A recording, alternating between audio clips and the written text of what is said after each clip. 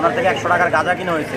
পরে আমরা আমাদের এলাকাবাসী সবাই মিলে ওকে ধরছি এবং ওর কাছ থেকে আমরা এই যে লাইভ এই মাদকগুলা গাঁজা এবং অন্যান্য মাদকদ্রব্য এবং দেশীয় অস্ত্র সহ আমরা পাই। আমরা গ্রামবাসী একটা মহৎ উদ্যোগে নিয়েছি। আমাদের একটাই টার্গেট, আমাদের এলাকাটাকে সুন্দর এবং সুষ্ঠুভাবে গড়ে তোলার। ওই নিমিত্তে আমি আমার কাকা আবুল কাশেম মুন্সি আরও যেহেতু সমন্বয়ক মিলে আমরা আমাদের গ্রামের মুরব্বীদেরকে নিয়ে আমরা একটা সংগঠনের মতো তৈরি করছি যে আমরা এলাকাকে আমরা মাদক বিরোধী অভিযান করব এবং আমাদের গ্রামকে আমরা মাদক শূন্য করব, মাদকের বিরুদ্ধে জিরো টলারেন্স।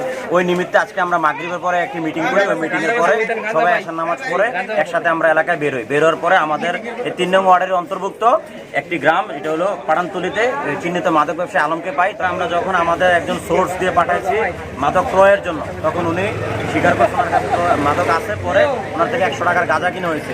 পরে আমরা আমাদের এলাকাবাসী সবাই মিলে ওকে ধরছি এবং ওর কাছ থেকে আমরা এই যে লাইভ এই মাদকগুলা গাঁজা এবং অন্যান্য মাদকদ্রব্য এবং দেশীয় অস্ত্র সহ আমরা পাই।